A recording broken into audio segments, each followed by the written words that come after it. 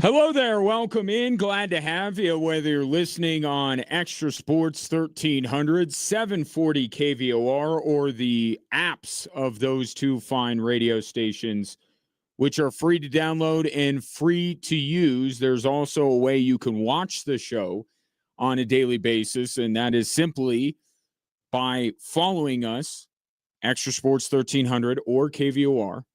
Or even if you follow me on social media, I'm at GingeWatch on Instagram. You could watch the show. And any way you're consuming the show, I'm happy. So just want to give you as many options as we can. It will be a veritable cornucopia of sports topics over the course of the program, and I very much would like to get your thoughts. That's true every day. But on a day like this, and we've had too many of these lately, right? Heartbreak, disappointment, anger. It's kind of been our lives as sports fans over the past few months, hasn't it been? But feel free to reach out, call or text in the show, 719-247-1313, or if you are watching the show anywhere you may be scrolling, you could drop a comment right there. We knew this was going to end badly for the U.S. men's national team. We knew this. We've discussed this on this very radio program. It was going to end badly at some point. Because at the end of the day, no matter how different this U.S. men's national team was supposed to be, they just simply do not have the talent of the elite teams across the world. They just didn't, and we knew that. As much as we were enjoying this ride, we knew it would come crashing down around us at some point. For me, I thought it was going to be Friday. Going up against Spain, who are the co-favorites in this tournament, along with France, I thought that was going to be the day. I did not think it was going to be against Belgium. I thought that this team was different enough to be able to pick up the biggest win in U.S. men's national team history. And then it would all come crashing down because they simply cannot match up player for player with a team like Spain, or if it was France or Argentina. But here's the thing about the U.S.'s loss to Belgium. They didn't get beat primarily because they just weren't as talented. I don't believe that. I think that they had enough talent to be able to beat Belgium. The reason why they lost is because that moment last night in Seattle was way too big for them. And it was the one moment. It was the one moment that would have truly defined that this U.S. men's national team is different than the others that you and I have watched over the years. That was the dividing line. They get past Belgium. This is the greatest World Cup run of all time. Beating Belgium would have been the biggest win in the history of the team. And this World Cup on home soil would have been a smashing success. And anything beyond that, a close game against Spain would have been it would have been gravy.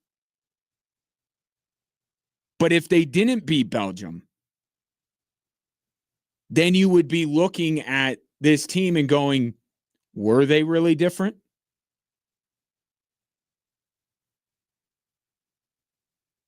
And in the end, the answer to that question is no. They're not different. At least not different in a good way. They came into that match and looked absolutely overwhelmed. Not by Belgium. Although Belgium took advantage. They weren't ready for what that moment was for U.S. soccer. They looked completely out of sorts from the very beginning of that game, and they never recovered. There was the one brief moment when Malik Tillman hit yet another free kick as spectacular as the last one, and immediately Belgium went down the field and scored. That was it. That was your 1 minute. That was 60 seconds, 75 seconds, whatever it was, where you're like, maybe. The rest of those 90 minutes, and it was well beyond 90 minutes, with stoppage time, it was a complete and utter disaster for the United States. The breakdown defensively, and we knew that ultimately it would be the defensive end of the field that would be their undoing. I pointed that out after the Paraguay match, that was the question I still had about this team. So the first goal, breakdown defensively. But the perfect encapsulation, if you wanted to show somebody and say, oh, I missed the match and I know they lost, so I don't really want to watch the whole thing again, just show them what Matt Freese did. Just show them that, and they'll know they'll get the whole idea of what last night was. What in the world is Matt Freese doing in that moment? That was the perfect microcosm, the perfect encapsulation of the U.S. just completely, the minute that things got more difficult. And we knew that we were under no false perception of Belgium. Okay, we knew they were a top 10 team. We knew they were talented. People were giving their respect to Belgium. Okay, you can respect an opponent and still believe that your team is going to win. I think that's the balance that we struck going into last night's match.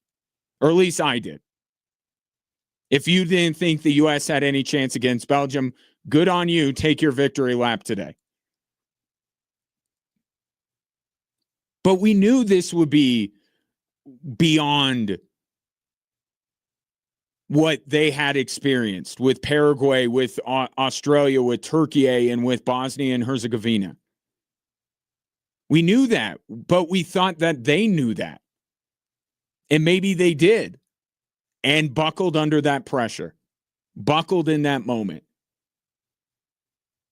It looked completely different than the U.S. team had looked for much of that tournament. What it reminded me more of is when the JV was playing against Turkey. That's what it looked like. It was a completely, and there's a gray area here that maybe some people thought we were going to be living in today, where they don't beat Belgium, but it's a great match, well contested, back and forth, and Belgium just ends up on top. And that would be a little bit more difficult to kind of decide whether this was a success or not. But we don't have that problem, do we? Because they were completely overwhelmed and had, other than the Malik Tillman free kick, had no moment where you saw the team that you believed the U.S. was. And what makes last night all the more difficult to handle if you're a fan of the U.S. men's national team, you knew that there was a ceiling here. Okay, realistically, there's a ceiling. Again, I talked about it. This team was never going to beat France, never going to beat Argentina, never going to beat Spain. Okay, but that was okay. We made our peace with it and said there's a place that they can get to that's not beating one of those teams where we can hold our heads up high and say it was a great tournament from the United States. We knew that ceiling existed. But you also knew, and this is something I said before the tournament even started, however far this team is going to go, This is it. You're never going to get in our lifetimes the circumstances that surrounded last night. A golden generation playing on home soil, coached by the best coach that the U.S. men's national team has ever known. You're never going to get that again. Pochettino might not even coach the team. Who knows the next time that the U.S. is going to host a World Cup and how much of this generation of players are going to be a part of that. You're never going to get this again. The circumstances, the environment was right for the U.S. to achieve the highest of heights, whatever it was going to be. They're not going to go across an ocean in 4 years and do better than this. And 4 years after that, a lot of the guys that you watched yesterday are going to be, not include. They're all going to be like Tim Ream's age. This was it. This was the moment. And this team made you feel like they had a chance to do something special. They fooled you. And they fooled me. I'll point the finger and the thumb. I thought that the way that this team was winning these matches, dominating Paraguay, dominating the first 45 against Australia. Even the team I saw when Christian Pulisic came on against Turkey, I said, that's a much better team. Bosnia being down to 10 men and yet still looking more dangerous than their opponent who had all 11 players available to them. The way they were winning was what I kept buying into over and over and over again. And that was all fraudulent. It was a byproduct of playing lesser teams, because the minute they took on a team where you went, that's a good team. They're a really good team. Bosnia, let's be honest, we were rooting for them to play Bosnia. We knew that they were in a very good group. And once Turkey lost their first match, it was like, whoa, this thing is wide open for the U.S. to take it. The first time that the U.S. went up against a team that any soccer fan will acknowledge is a very good team, this team completely collapsed. And they're never going to have a moment like this again. This is the ceiling. As far as I'm concerned, as long as I am alive, this is it. This is as far as they can go. Because they're just not going to be able to replicate the circumstances that they had in their favor last night. Heck, they even got a player back that wasn't supposed to be playing, which no doubt, as I mentioned on yesterday's show, that no doubt motivated Belgium even more.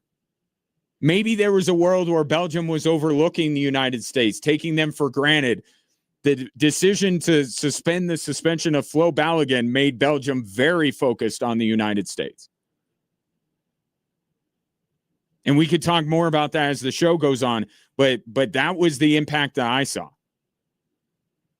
Belgium was ready, and they had all of their focus on the United States. But yet, I have to be fair, I still looked at the starting 11s, and I said the U.S. was going to win. I even thought better about it after the show when Romelu Lukaku and Kevin De Bruyne, like some of the biggest names in Belgian soccer, were on the bench. I said, what are they doing? What is Belgium doing? They're not putting out their best 11. This is a golden opportunity for the U.S. to jump on this team like they have, right? Scoring the first goal in all of these matches. They had a golden opportunity to do that. And then, man, would Belgium be in a bad spot with that raucous Seattle crowd in full throw and the time winding down and the U.S. in the lead. But once that ball got kicked off, very quickly, that belief completely left me. Because this team absolutely folded, collapsed. And what is even more frustrating about it and lends credence to the idea that this team is never going to get further than where they finish this tournament. It was the players that you have come to expect to lead this team, why this team is different. So we say this often in sports. When it comes to a postseason of any kind, your best players got to be your best players. You could argue that the U.S.'s best players were their worst players last night. They completely shrunk in that moment. And now their World Cup run is over. And who knows where they go from here. Where we go from here is you jump in on the conversation. 719-24-7-1313. Did you know all along? I haven't heard from you if you knew all along that this was going to come to a grinding halt in the round of 16. But I'd like your thoughts on what you saw last night and where you think the U.S. men's national team is moving forward. The one silver lining that I can throw out here at the start of the show, don't worry. Next year's World Cup is going to go a lot better for the U.S. More Drive Time Sports after this.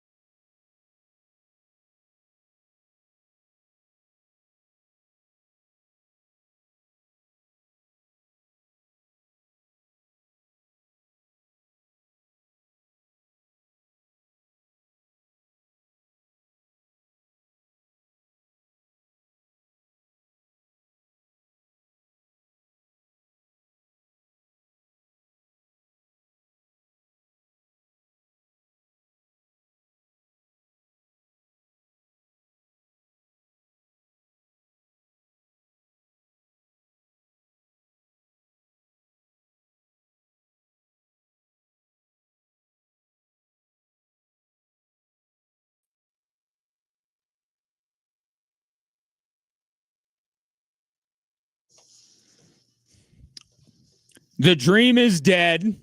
It all came crashing down last night in Seattle as the U.S. men's national team is, quite frankly, embarrassed by Belgium and unceremoniously bounced from the tournament that they host. And now we have to sift through the rubble and figure out where the United States goes from here. I mentioned before the break, don't worry, next year's World Cup's going to be better. Just to clarify my comments, the Women's World Cup is next year. And maybe that's the thing here. You know, we are Americans and we want to be the best at everything. Maybe the highest of highs in men's soccer is just, it's out of reach for us. But we got a women's team that has been consistently throughout most of my life the best in the world. So it's not all terrible when it comes to soccer in this country, but on the men's side, and look, I could do a series of shows on what the issues are with men's soccer, boys soccer in this country. And why maybe it's never going to happen. And look, it was a point that I already conceded going in. I never once said that this team had a chance to win this tournament. Not once. I thought the end of the line was Friday. Unequivocally.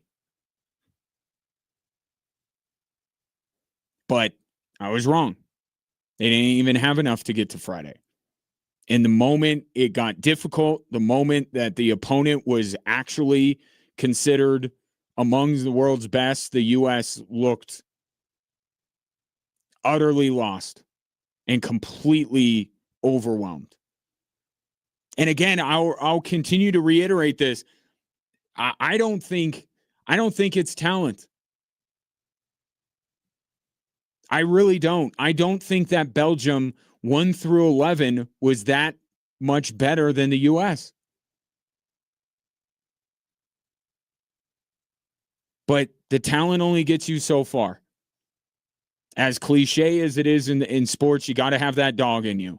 And I don't think there are near enough players on the U.S. men's national team, the guy wearing the captain's armband most specifically, that have that dog in them.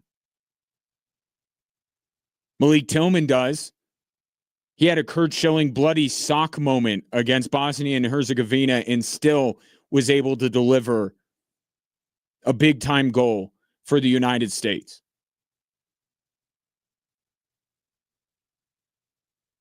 Christian Pulisic, after not playing for most of the tournament, bows out before the hour mark.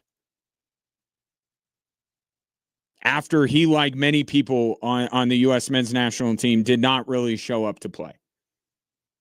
Just some of them stuck it out to the end, and Pulisic didn't. Taking your thoughts at 719-24-7.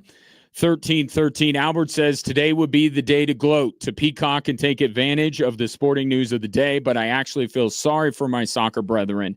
They have worked so hard promoting a sport that has continued to let them down here in the U.S. Yes, all the problems with soccer were on full display during the game. Yes, the analysis post-game all tore the U.S. team apart. Yes, all of the sports talk show hosts have validated my positions on soccer, but bleep, you sure chose a tough sport to champion soccer community. But and that's very well said, Albert. I don't get I know, and I said this going into the tournament as well. I laid out the ground rules. I said, soccer fan, I am one of you. Okay, this is coming from your own. Do not gatekeep this sport. This is not the summer to do it. This is the summer to open your arms wide and embrace anybody who wants to take the time to watch the sport. Do not get upset that they don't understand offside. Do not get upset that they don't understand the intricacies of the sport of soccer. That comes with time to appreciate that. We just want the people on the bandwagon. And for that, up until last night, it was working. There was no story in sport bigger than the U.S. men's national team. This country was rallying behind this team and believing. Now, when you leave the tournament like that, what are you supposed to do? Especially if you're Johnny-come-lately that was just getting wrapped up in the patriotism and all of this kind of stuff that the World Cup provides. And then you see that and you're like, is that going to be something where, yeah, come find me in 4 years, I'll be locked in. Oh yeah, you want to go watch the Colorado Rapids? You want to go to the bar and watch Arsenal? I think a lot of people who are trying to get into soccer have now exited. It's like the meme of Abe Simpson, where he's walks into the brothel and is taking off his hat and sees Bart waiting there, and then he turns and grabs the hat back and walks right out the door. That's going to be a lot of soccer fans over the last few weeks. And I can't blame them. I can't hold up that performance last night from the U.S. men's national team and say, support them. Watch them. Invest in them over the next 4 years. How can you ask somebody to do that after what they put on last night? But here's what I don't get, and I don't think that Albert necessarily is coming from this point of view. I don't get the idea of taking any level of pleasure in what happened to the U.S. men's national team last night. I don't get that. You want to pile on, you want to jump in on the criticism, feel free. 719-247-1313. It is open season on every single player that touched the field last night. But to feel glee over it because there are soccer fans who dare to dream that one day the U.S. on the men's side can stand toe-to-toe with Brazil, with Spain, with France, with Lionel Messi, and be able to beat them.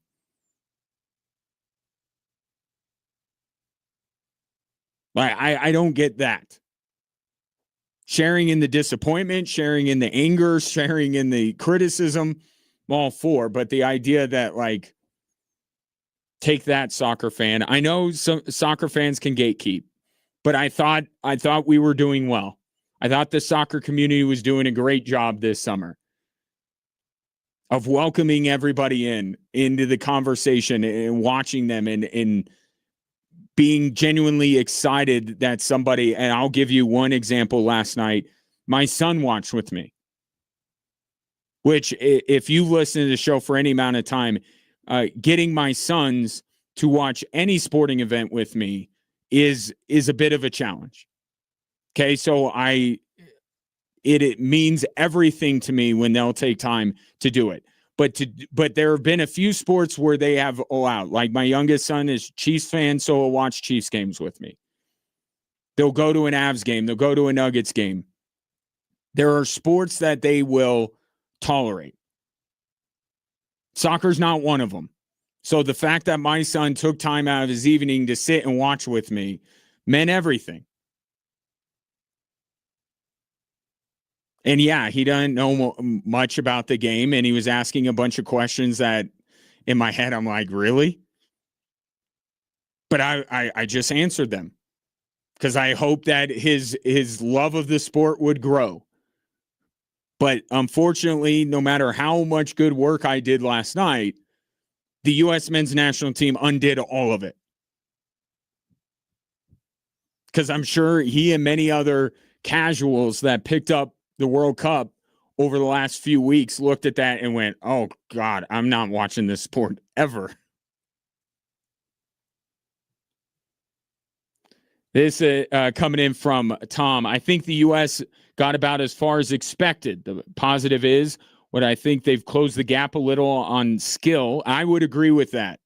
Again, I don't think Belgium was so much more skilled than the U.S. I don't believe that. I question the mentality of a lot of those talented players on the U.S.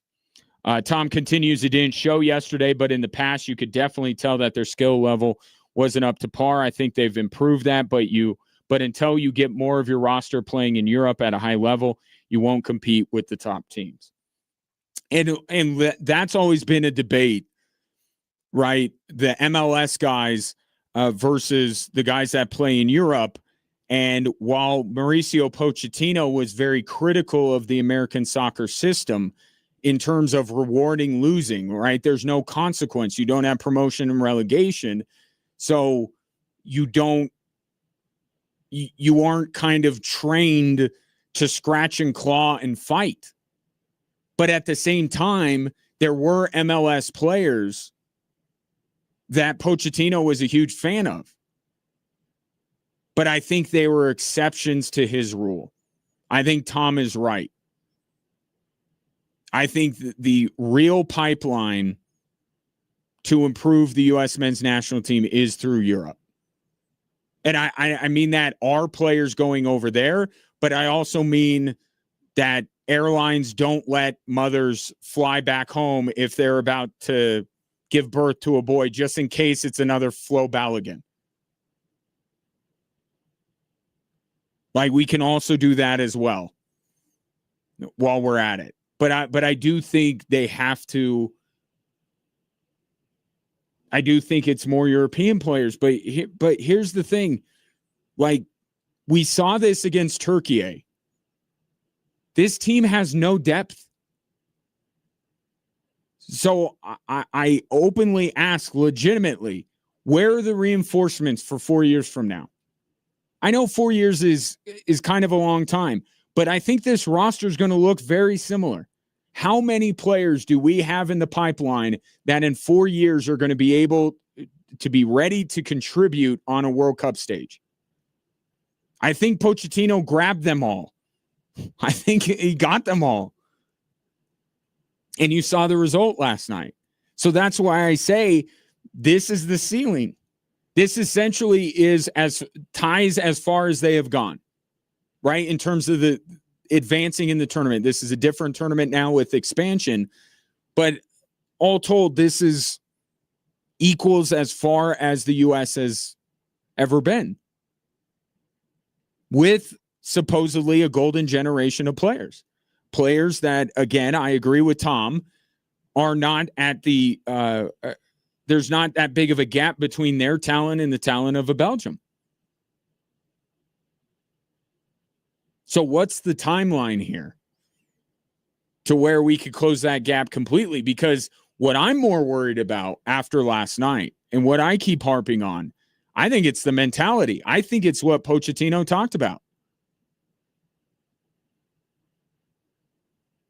The guys that come through the American soccer system don't have the stakes of playing in Europe because they don't have promotion and relegation. And how long does playing in a pro rel league take? How long does that take to grab hold and create that urgency, that fight? And I thought this U.S. team had it. I really did. I was way wrong. Way wrong. They don't have that. So, and that's the thing. How long is it going to take? Because here's one other thing. I'll take a break. As far as, Pochettino and his future goes, and he was non-committal about his future after the match, all signs right now even though the U.S. is trying to extend his contract, is that Pochettino's not going to return, not going to be coaching this team for the next World Cup. What we have now, and I know Berhalter got a lot of crap, and a lot of it was deserved, let's be honest, but now we have some control, right? You have a lot of the players that played under Berhalter, and we thought he mismanaged them. We thought he had, this grudge against Gio Reyna and all of this kind of stuff. And Berhalter was the issue. They bring in Pochettino, who's as good a coach as they're ever going to get, because Jurgen Klopp is now the head coach of Germany. And we get one of the variables kind of controlled here. We now got to see a lot of the same players, the core players, under what we thought was better coaching. And yet, was the result different? I think one of the big takeaways that you have after this tournament, it's not coaching. That's the biggest issue. It's not. I don't know how anyone can sit there and say, well, we could do better than Pochettino. I don't think anybody's putting blame on Mauricio Pochettino for last night. We thought Greg Berhalter was the problem. He had his shortcomings, for sure. He wasn't the biggest issue. And that's, I guess, one useful thing that came out of this tournament is realizing it's not who's coaching the U.S. men's national team. It's the players and the mentality that they do or do not have. 719-24-7-1313, back after this.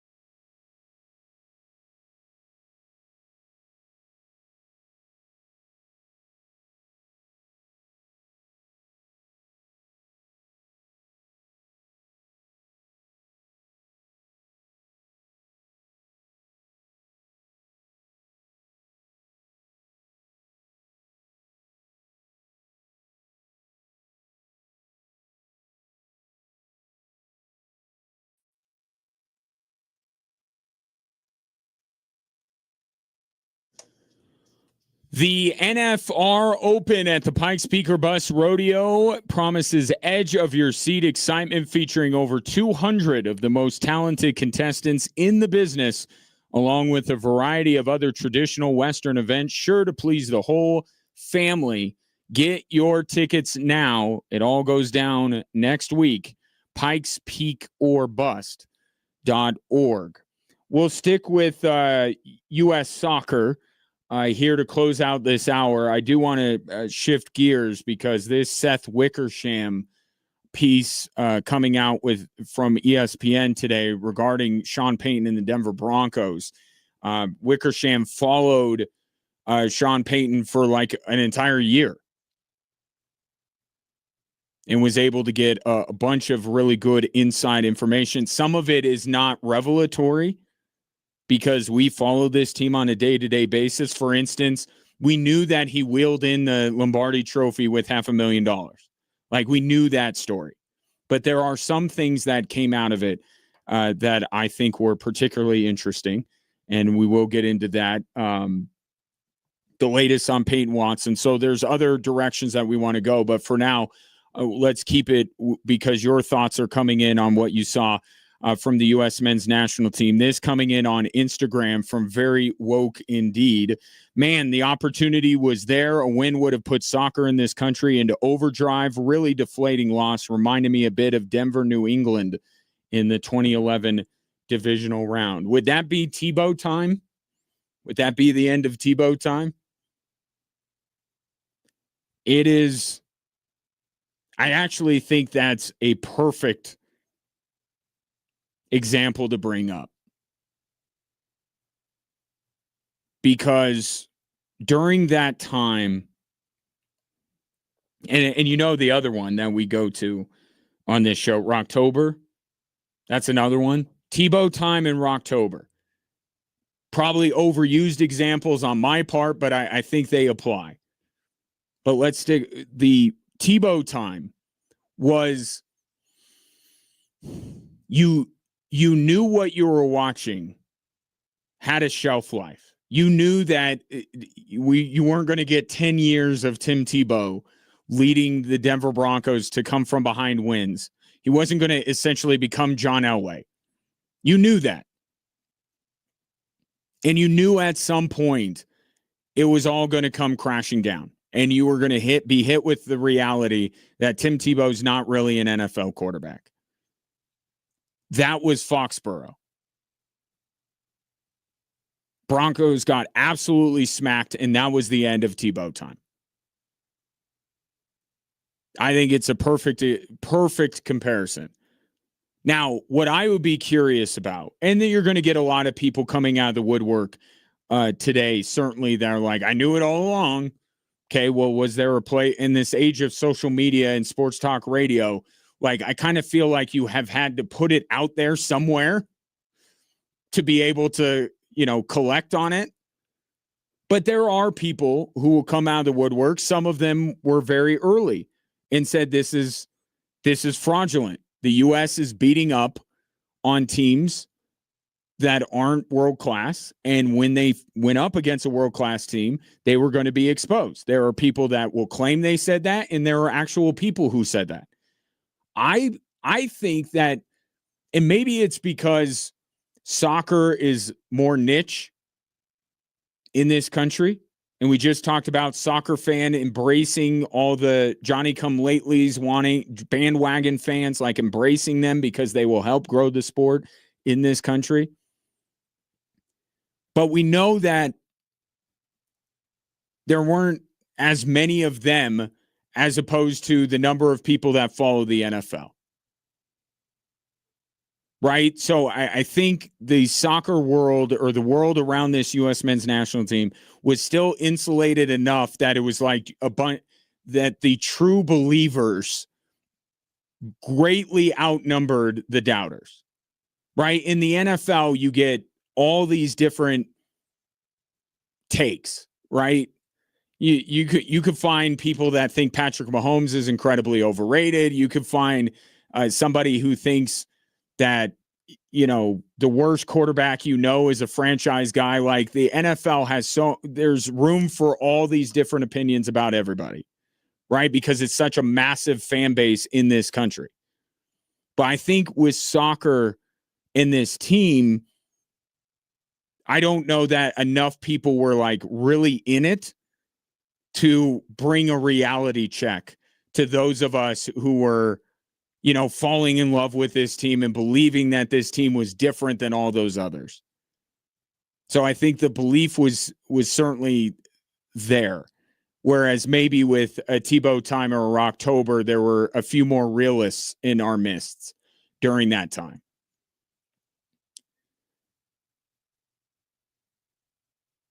And the other point that you bring up about the moment for soccer in this country, I go back and forth about it. Like part of me thinks about, that U.S. women's national team and Brandi Chastain and what that team did for the sport of soccer for both genders, right? I mean, certainly with women's soccer and young girls, it was a bigger impact. But I would say that's one of the first time that I was exposed to soccer. I didn't start following it like I do now at that time, but it put soccer on my radar. I had an interest in it. So part of me says, well, why can't that happen? And then part of me says we lead too busy of lives. There are just so many options that these circumstances are just not there for this breakthrough moment like there was back in the 90s. So I go back and forth on it, but I would love to find out. I mean, that's kind of the sentiment that I come away with is I'd love to see what achieving massive amounts of success in the World Cup on the men's side would do for the sport. I'd like to see it. I have yet to. And I don't think I will in my lifetime now after watching last night. But I go back and forth on it and I go, there could be that moment. Right. And on a more local level, look at the sport of hockey with the Avalanche and what that did for this state. This state is a full-blown hockey state now. And the Avalanche were a big part of that. But again, I say, well, that was the 90s. Our entertainment options, our extracurricular options are so much more numerous than there were. Would this U.S. men's national team truly spur an entire generation like my kids? I don't know. They got a lot going on. They have more going on than I did back in the 90s when I was a kid. But again, I'd love to find out. I'd love for them to have a level of success to be able to try and see what soccer would do. Get this text in from Tom as we debate the success or failure of this tournament. He asks, where did you have the U.S. finishing before the tournament started? It shouldn't be a disappointment if you move the goalposts mid-tournament like you always do. No disrespect intended. And I know no disrespect intended. But you and I did this with the Broncos. Didn't we, Tom? We went back and forth on this with the Broncos. I think that it is okay to take in new information based on how a team plays during a season or during a postseason. It's not moving the goalposts. It's being presented with new information, new evidence that maybe this team was different. I'll tell you, they got from where I had it projected. This team won one more match than I had it going into the tournament. Because I believe I had them playing Belgium in the round of 32. Now, this is not me trying to say like I was a fortune teller or anything like that. I'm just trying to remember, and I think I mapped it out in the way I projected it. They were going to play Belgium in the round of 32, and that's where. Yes, I know it was that because I didn't think that the U.S. would make it out of the group. So you're hearing this, Tom, and I'm sure you're nodding and saying, well, you're making my point, Ryan. You didn't think they'd win the group. They won the group. You didn't think they make it out of the round of 32. They made it out of the round of 32. But I contest that when you see this team dominate the way they did in the first two matches and see the attention that they're getting and all of this stuff that comes along with it, and you say, you know what? Maybe this team is capable of more. And that's where I'm at. I'll take your thoughts. 719-247-1313. More after this.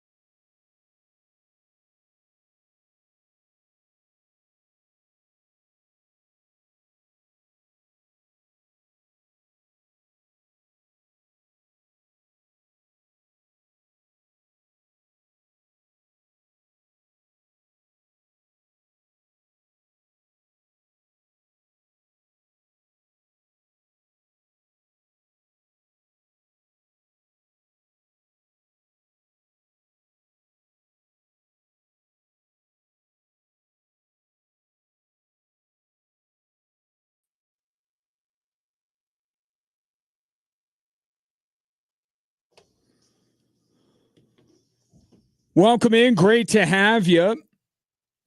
Shouts to you watching anywhere you scroll, whether you are following at Extra Sports 1300, at 740 KVOR, or perhaps you may be following me on social media, which would be an honor if you decided to do that.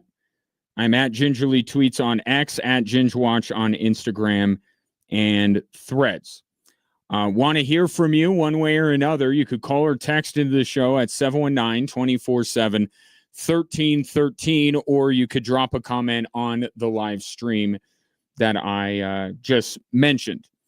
Talked a lot about the U.S. men's national team and their run in the World Cup coming to a grinding halt, and we will continue that conversation.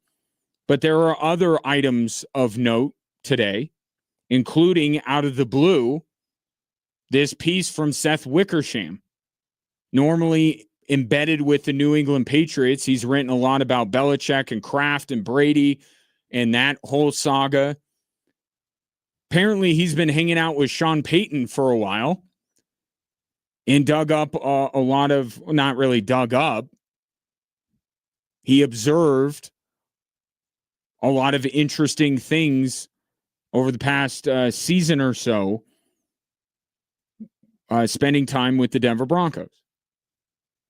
Now, it's a very long and in-depth piece. I highly recommend that you read it, even if you're not a Broncos fan. I think it's fascinating to get that level of access, especially from an NFL head coach who tend to be very paranoid and unwilling to share with people, especially Sean Payton. And Sean Payton's kind of a different cat, right? Because, and this was even, I think, noted in the piece at one point,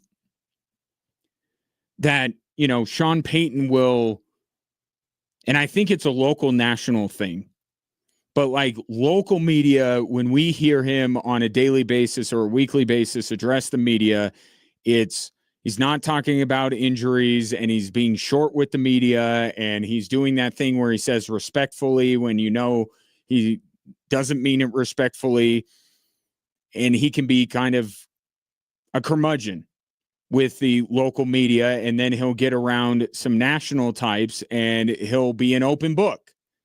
And that's just the dynamic that exists for whatever reason.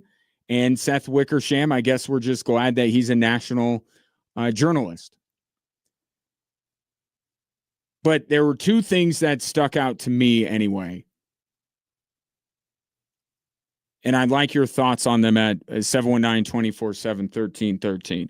The first one that I want to discuss is this idea that came to Sean Payton in what I would hope was a fever dream. You know, a fever dream, you're not really in control of your thoughts, and your mind can go into some pretty crazy places, right? Well, Sean Payton, not this past season, but a season ago, season before that, right? The year they ended up losing to the Bills in the first round of the playoffs. Sean Payton had an idea that he didn't end up sharing with Greg Penner, the owner of the Denver Broncos, but thought at one point he would. And that was to essentially step aside, take a demotion in some way. Maybe he wouldn't describe it as a demotion. He would essentially take a step back to run the Broncos offense and allow Bill Belichick to become the interim head coach of the Denver Broncos. And you think, that's a little weird that Sean Payton would want to do that. I haven't told you the best part. The reason why Bill Belichick would be the interim head coach is because there would be a finite timeline on how long Bill Belichick got to coach the Broncos. It wouldn't be forever. This wasn't Sean Payton thinking to himself, I would just like to coach with Bill Belichick so badly that I would be willing to take a step back to allow him to be the head coach of the Denver Broncos. He would only allow Bill Belichick to do this until he passed Don Shula for the all-time career wins record. And then I guess Bill Belichick would have to retire on the spot and allow Sean Payton to take back over as head coach. You can understand why Sean Payton thought better of this proposal and did not present it to Greg Penner, because what he was suggesting is complete and utter lunacy.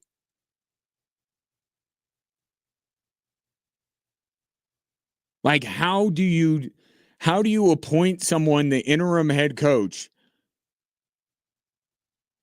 with the current head coach on the staff? Like, remember, what was the guy's name that came in at the end of Nathaniel Hackett's time?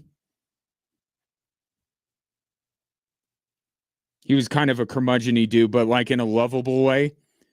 Like if Nathaniel Hackett was still on the staff, like how this would be unprecedented. This has never happened in the history of the NFL. Sean Payton taking a step back to allow Bill Belichick to be the head coach so he could pass Don Shula. And then Bill Belichick would just go away. And Sean Payton would become the coach. This has so many potential pitfalls in it that you can understand why Sean Payton never actually presented it to his boss. Because one, the idea that Bill Belichick is going to agree to something like that just to merely break a record. I mean, we already have these discussions about records and say, is somebody being a stat accumulator? Are they just, sticking around long enough to get the record and it may not be reflective of how great they are? They just hung on long enough. A longevity award rather than a record given to arguably the best coach in the history of football.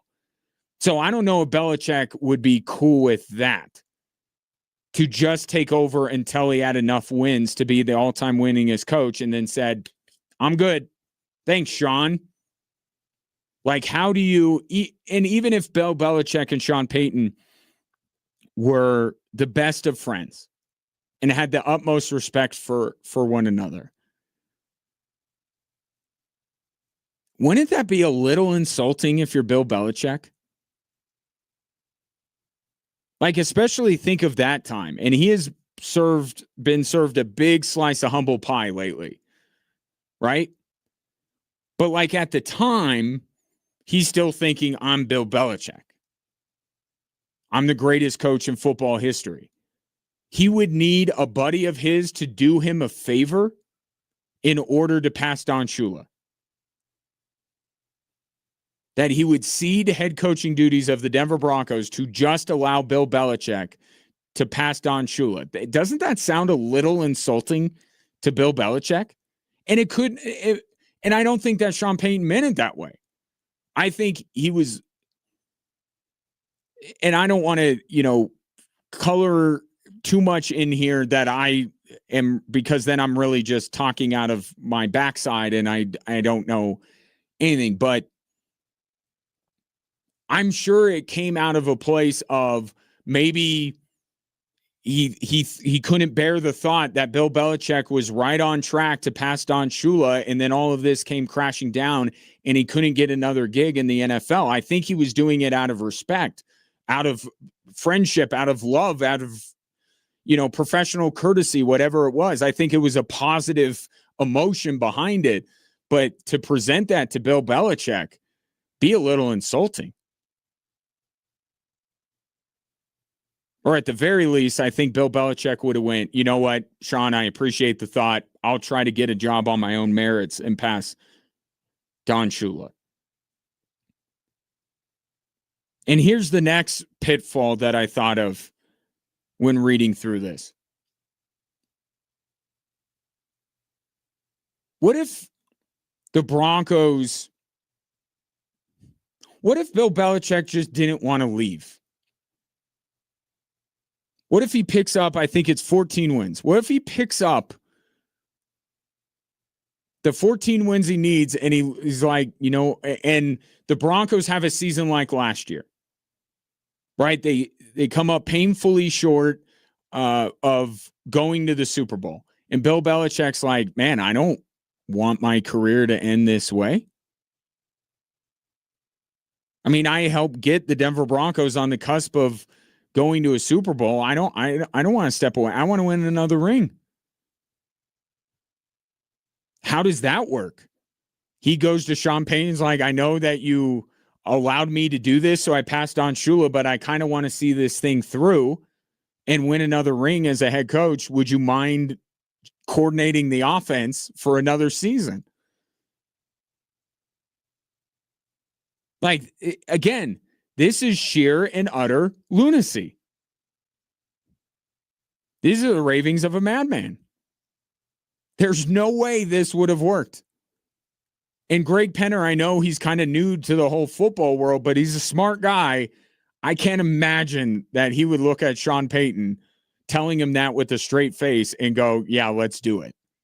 I know Sean always, is very effusive with his praise of Greg Penner, but I think that would be, and I think they give him free reign. I think Greg Penner would be like, you sure about this? You really want to do this? I think he'd talk him out of it.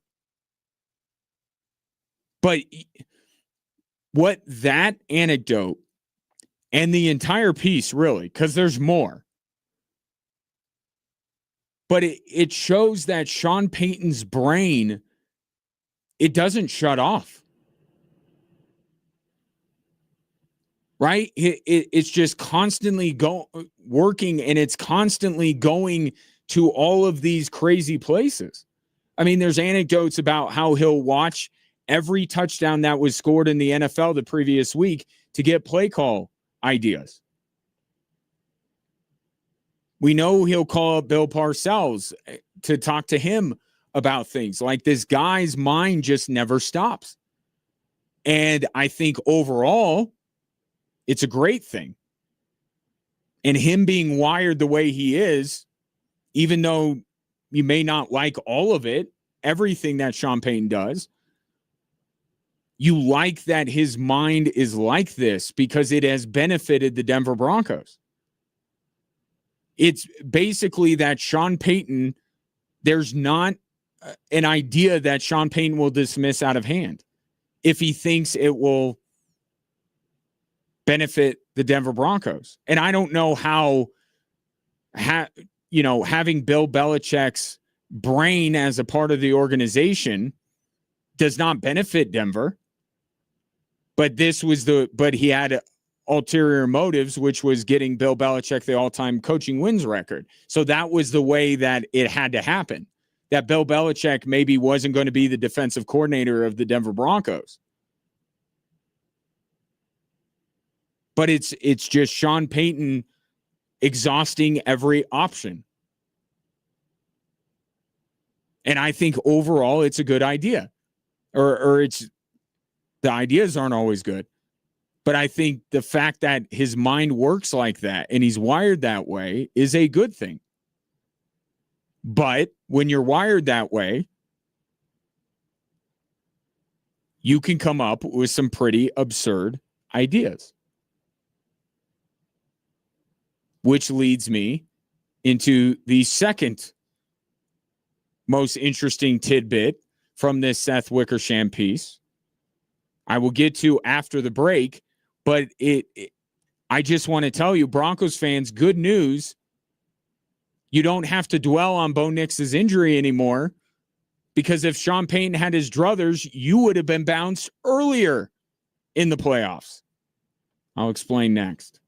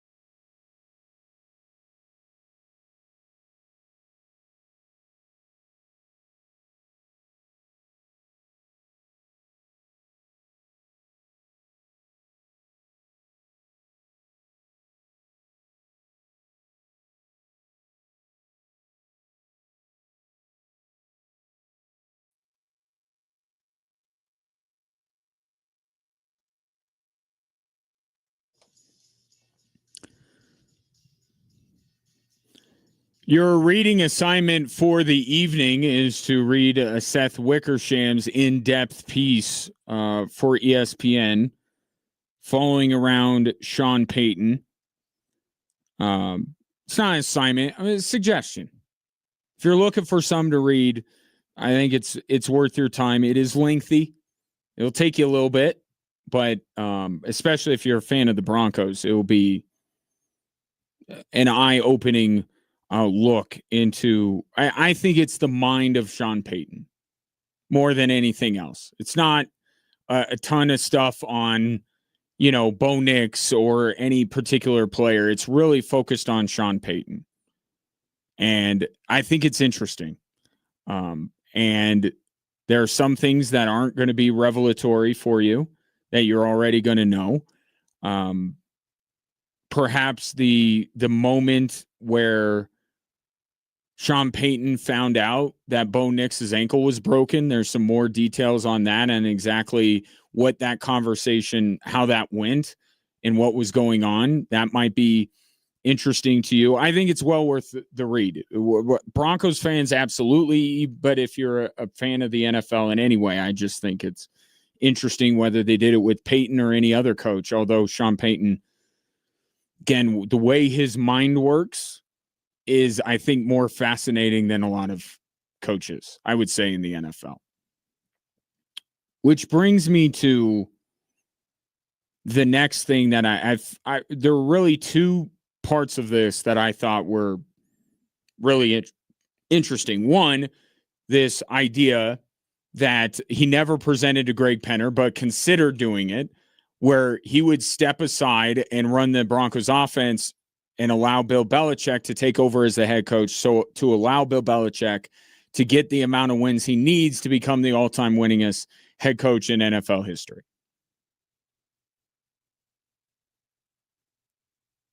And this was 2 seasons ago now. Not last year, the year before.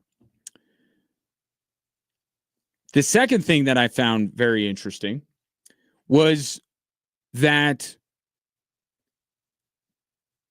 you don't have to dwell on Bo Nix's injury and wonder what might have been in terms of the Broncos and going to the Super Bowl. Because if Sean Payton had his way, they would have not even gone to the AFC Championship game. What do you mean, Ryan? Well, the thing that Sean Payton was pondering when he was told that Bo Nix broke his ankle was his thought that they should try a fake punt. And you're like, well, Sean Payton's done that before. This was on 4th and 11 in a tie football game. He wanted the Broncos to fake a punt on their own side of the field. With the Bills would only need to hit a field goal if they did not convert. They got the look, or Sean Payton made the call, and Tyler Bidet, who was standing there between the long snapper and the punter, didn't like something he saw and called it off. They punt to Buffalo, and a few plays later became the contested catch that we talked so much about after that game with Jaquan McMillan and Brandon Cooks. That almost never was. Sean Payton wanted to fake a punt in a playoff game on his own side of the field, risking all the Bills needing was like 3 yards, and they would be well within field goal range and would have eliminated the Denver Broncos. You thought the idea to go for it on 4th down instead of kicking the field goal in the AFC Championship was absurd. Could you imagine if the Broncos went with what Sean Payton called? Could you imagine the Denver Broncos losing that game that way with Sean Payton calling a fake punt on his own side of the 50. You had done all of this good stuff. You had picked off Josh Allen how many times? Bo Nix had played great. You're in a position where you have a chance to win the game, and not in that moment, right? You weren't going to win the game in that moment. You were just going to keep your offense on the field. You were going to fake a punt. That's what you were going to decide to do. That might be worse than trusting Jared Stidham to convert a 4th down and short when you could have just kicked a field goal against New England.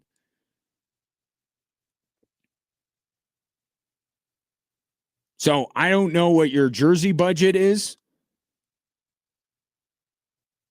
but maybe purchase a Tyler Bidet jersey.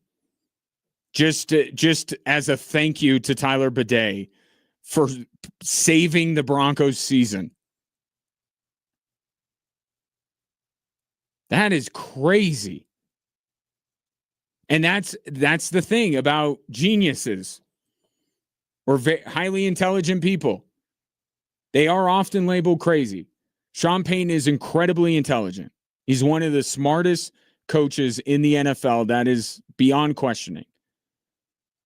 But it's like the Belichick thing. His mind, because it never stops, because there is a confidence, maybe you might want to call it arrogance, when it comes to his play calling and his belief in his players.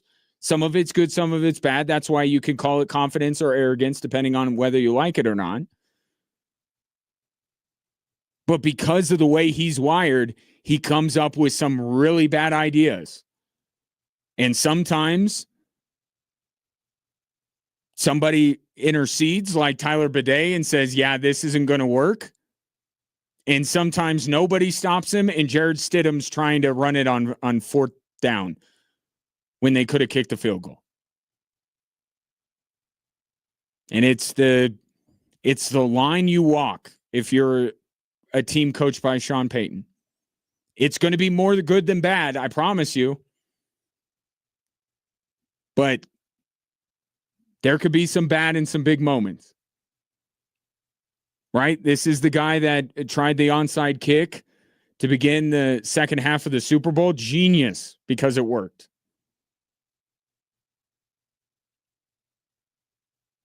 Sean Payton would have been getting killed if the Saints didn't recover that onside kick. You know this.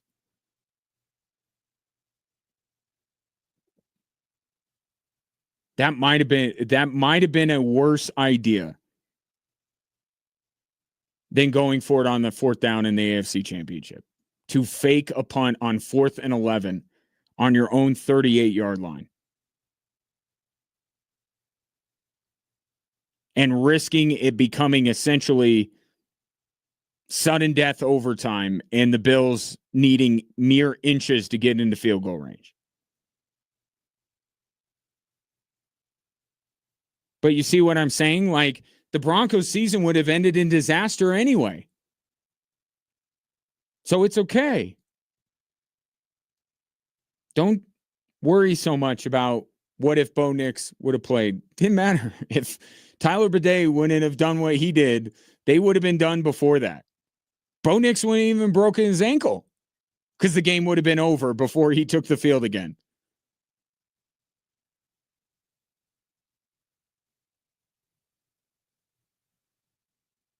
Man, Sean Payton.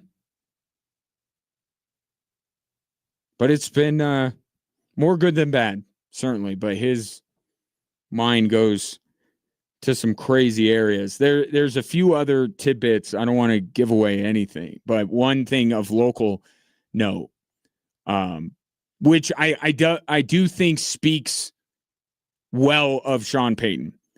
And it's regarding Jordan Jackson, who played his college ball at Air Force, as you know. He wanted Jordan Jackson to play because he was good against the run in a particular game. And then I think it was the Bills game. And then he was activated, did not play, and Sean Payton was livid about it. Jordan Jackson didn't play at all. He was mad at his defensive coaches for doing it. And why that speaks highly of him is because he believes wholeheartedly in what he's doing, in the decisions he makes, and he wants his staff to carry them out. That belief that he shared, and it was on full display with Jared Stidham all week. I'm not worried about Stiddy. I'm not worried about Stiddy. This is why, despite Sean Payton being a bit of a curmudgeon, why players do like playing for him. And maybe why it's difficult to coach under him. I'm making a little bit of a leap here, maybe. But he had a clear vision for Jordan Jackson in a particular game. His coaches didn't carry it out, and he was upset about it. There's another line in there about him being mad about the running the football. That's where I roll my eyes. How many times last year did we hear Sean Payton talk about the importance of running the football? We got to run the football. I messed up not running the football. Like, I'm done hearing Sean Payton, talk about the importance of running the football. The dude doesn't want to run the football. He just doesn't, which is part of the reason why it's a good thing that Davis Webb is now the offensive coordinator. He said it over and over and over again, and it never changed. He said it over and over again to the point that it was believed that running the football was a core tenet of a Sean Payton coach team. And then just the results week in and week out are like, no, you don't like running the ball. He may want to. You ever, whether it's, going to the gym or eating healthier or a variety of different habits where you say, like, I really wish I did this. I really wish I had the motivation to go to the gym every day.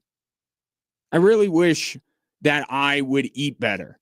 But every opportunity you have to eat better, you're like, nah, give me that cake. Like, that's Sean Payton running the football. I think he legitimately deep down wants to run the football. He desires to run the football. But when it comes time to actually do it, he just can't. He has such disdain for a gain of 1 or 2 yards on the ground that he's just like, to heck with this. I'm never doing it again.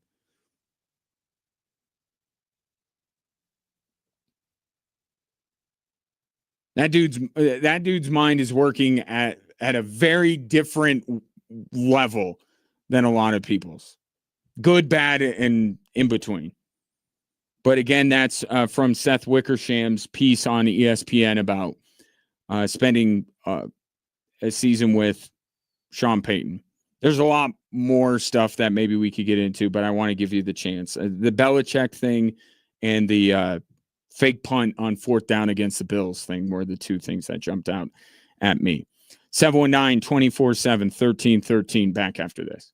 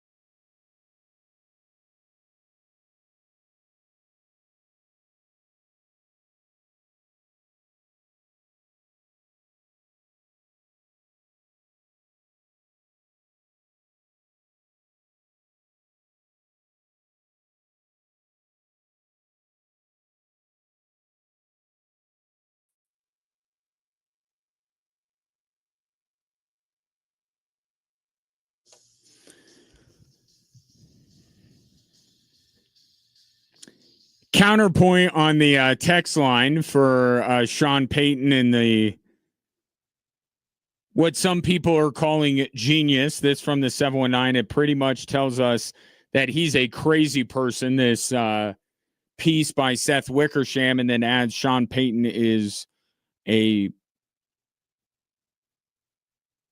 curse word.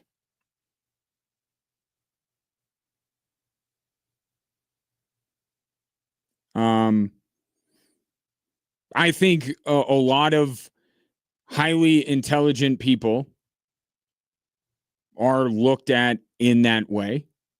I'm not saying that your assessment is necessarily wrong. Because with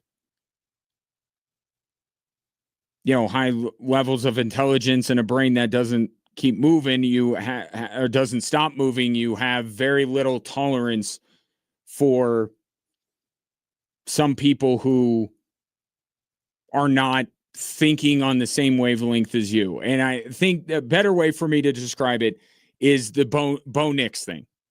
I think it's a perfect example because remember, Bo Nix is kind of a grand experiment for Sean Payton, isn't he? Because Sean Payton just hasn't, Drew Brees wasn't a draft pick, Teddy Bridgewater, I guess Taysom Hill may be the exception, but it was a puzzle that Sean Payton wanted to see if he could put together. My point is, Sean Payton hadn't drafted and groomed a quarterback to be his franchise guy. Okay, and part of the belief why maybe it wouldn't work is because he doesn't have the patience for a young quarterback. And we have seen, as much as he loves Bo Nix, we have seen his patience with Bo Nix wear thin. And Bo Nix, and conversely, Bo Nix's patience with Sean Payton has worn thin. It's part of the reason why Davis Webb is now the offensive coordinator. To put that buffer between Bo Nix and Sean Payton, so that frustration doesn't bubble over.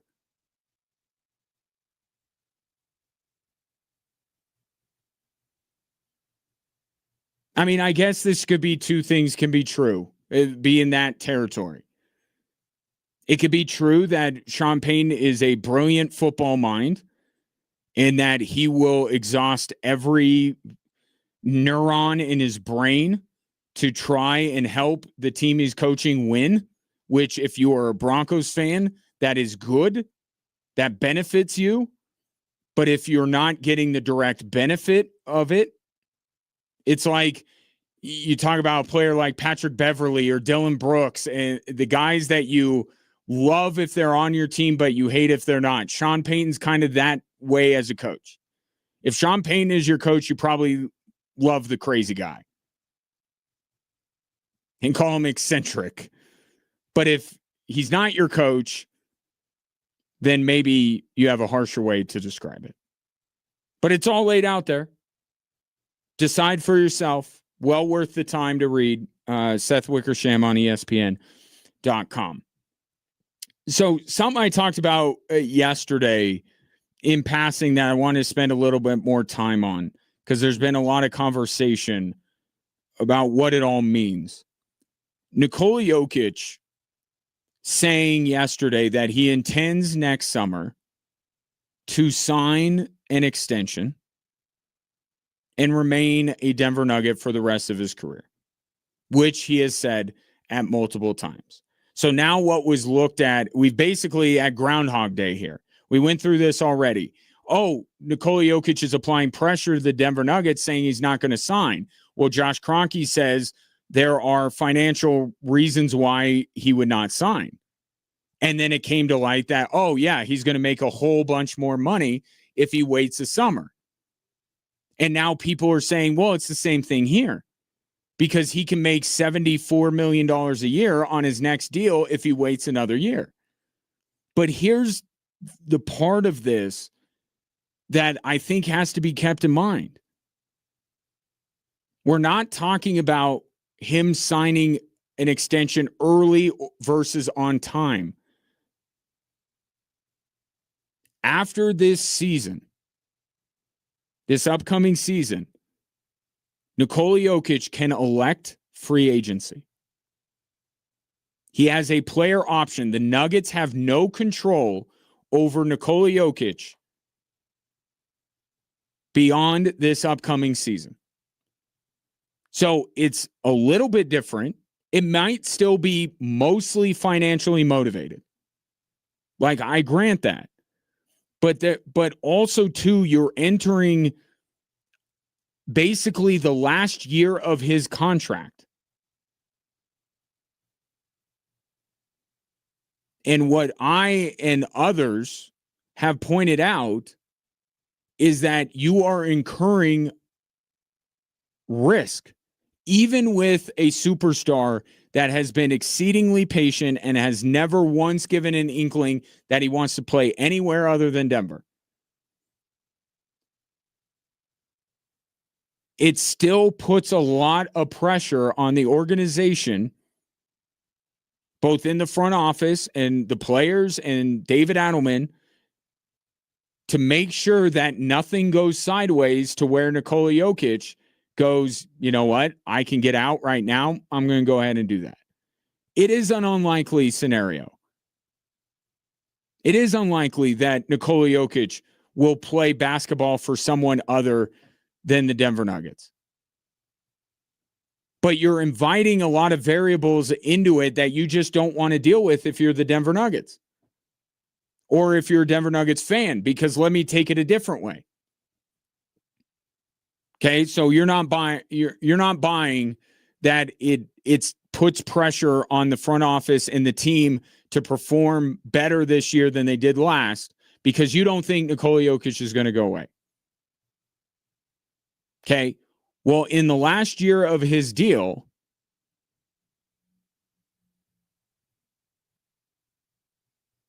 could the Nuggets look at it and say, man, we weren't able to improve this team? We couldn't get better. All we got was Marvin Bagley.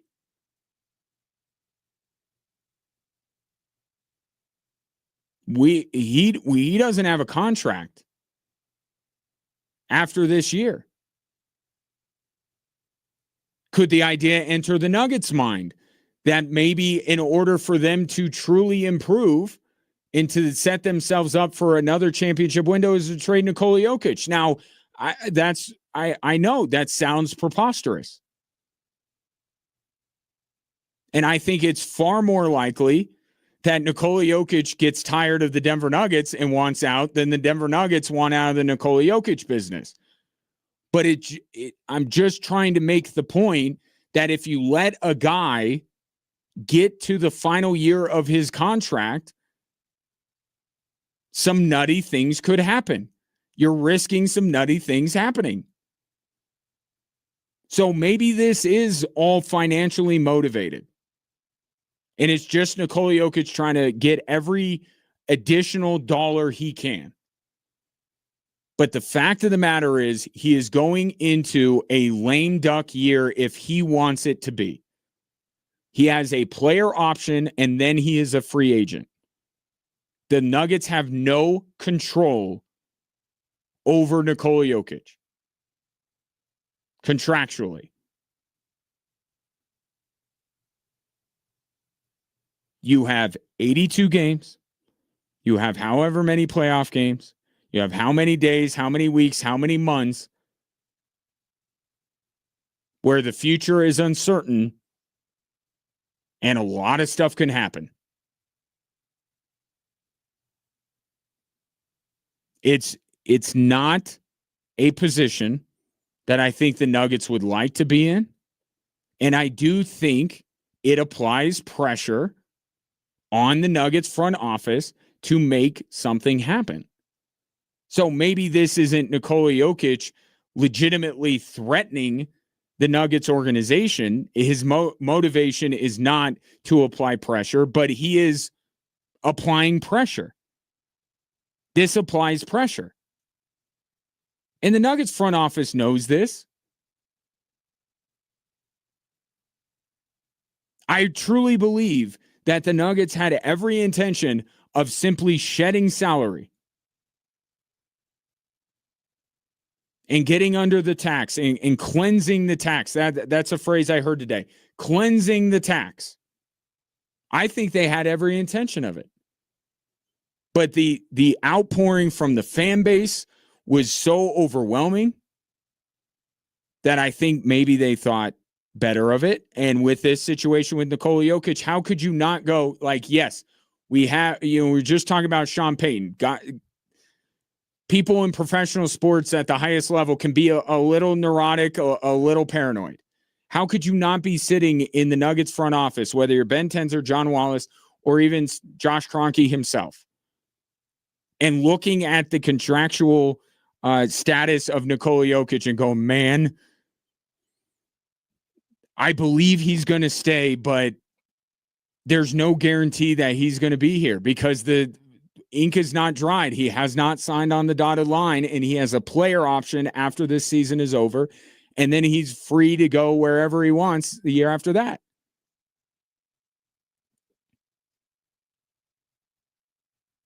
The question does become, is Nikola Jokic, is this him killing two birds with one stone? And not only am I going to maximize my potential career earnings, but I can also apply a little bit of pressure. Is that even entering his mind?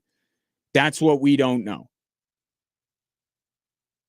But whether it's his intent or not, he is applying pressure onto the Nuggets front office.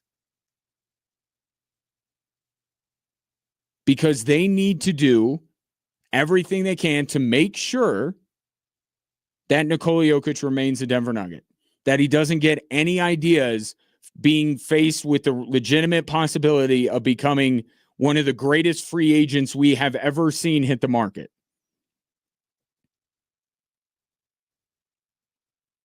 Still applying pressure. Whether he means to or not is another question. 719-24-7-1313. Speaking of making sure that the Nuggets do everything they can to stay good and maybe improve, although bringing back Peyton Watson doesn't improve the team. It simply keeps the team where it is. I want to be very clear about that. Some tidbits from Jake Fisher, who's been reporting a lot on Peyton Watson. The Nuggets apparently only feared the LA Clippers. They seem to be the only other team that they could potentially lose Peyton Watson to if they came in and offered a big contract. But still, the Nuggets are willing to match anything reasonable. And he points out about $30 million or less. I think $30 million, anywhere close to $30 million is not reasonable. You cannot match a contract if the Clippers come in and pay Peyton Watson $30 million. And you know what? Maybe there's an alternate reality where the Nuggets can afford to give him $30 million, but it's not in the world we live in. It's not in this timeline, not in the timeline where you handed Christian Braun $25 million. Sorry, you don't have that option anymore. You can't give Peyton Watson $28, $29, $30 million to keep him on the team when you gave Christian Braun $25. If you didn't give Christian Braun $25 and you let this play out with both of these guys, now you would have a choice. Do we want Peyton Watson? Do we want Christian Braun? Maybe we want both of them. But now we're only willing to pay Christian Braun X. And it just makes the decision to sign Christian Braun all the more head scratching. Because now a season later, you're looking at it and like, if you had your pick as a Nuggets fan, which one would you want on this team moving forward? Christian Braun or Peyton Watson? Now, what if I told you that between Peyton Watson and Christian Braun, they were going to make $55 million a year? I just heard Brad Stevens, and maybe you did as well, talk about the pitfalls of having two players making up 70% of your salary cap. I don't know what percentage Christian Braun and Peyton Watson would make up of the Nuggets salary cap, but I'm telling you that percentage is too high. You can't give these guys $50 to $55 million between the two of them. I think, and I would hope, if you're a Nuggets fan, you're hoping that this is a scare tactic. They've done a good job either scaring away other teams, or other teams have voluntarily bowed out of the Peyton Watson sweepstakes. What was a list of 5 or 6 has now dwindled down to 1, other than the Denver Nuggets, of course. So maybe you successfully scared away some of these teams because you've leaked it out that you're willing to pay him whatever he gets offered, and you're willing to pay him upwards of $30 million to keep him. I believe that I have to believe that the Nuggets are doing this to try and scare away now the lone remaining suitor for Peyton Watson, which is the LA Clippers. Don't even bother. We're going to match whatever you offer him. So don't even bother. Don't. Go ahead and do something else. That has to be what the Denver Nuggets are doing. There's no way, after paying Christian Braun $25 million, that they are getting ready to pay Peyton Watson upwards of 30. That's organizational malpractice. When we just talked about the fact that the face of your franchise can become a free and clear free agent after this season is over. They can't be doing that. This has to be trying to scare away the LA Clippers so they can sign Peyton Watson to a more reasonable deal. More after this.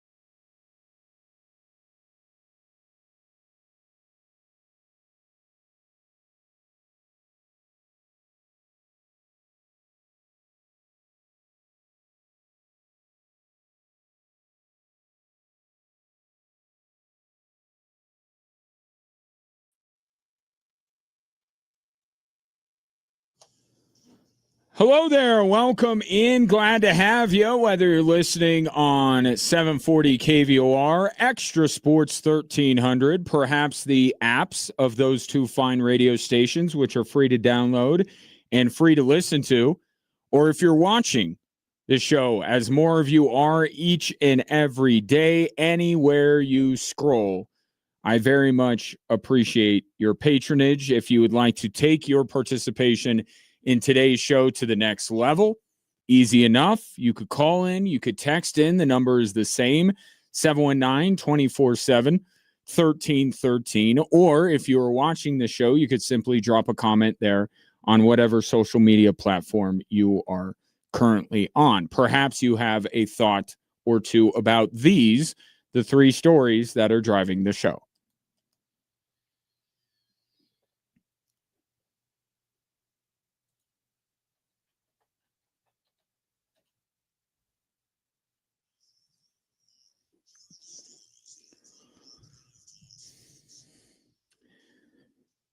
Story number one is the reality surrounding U.S. men's soccer coming crashing down as they lose 4-1 to Belgium in the round of 16, and they will not go further than any U.S. men's national team has gone before in the World Cup. And therefore, maybe in the end, this team wasn't that different than others we have seen. Because when I watched that match last night, I did not see a Belgian team that at every position was so stacked that the U.S. could not compete with them on a talent level. What I saw was the U.S. showing that the moment last night was too big for them. They looked unsure of themselves. They were shaky, to say the least, to begin the match, and a good top 10 ranked Belgian team took full advantage.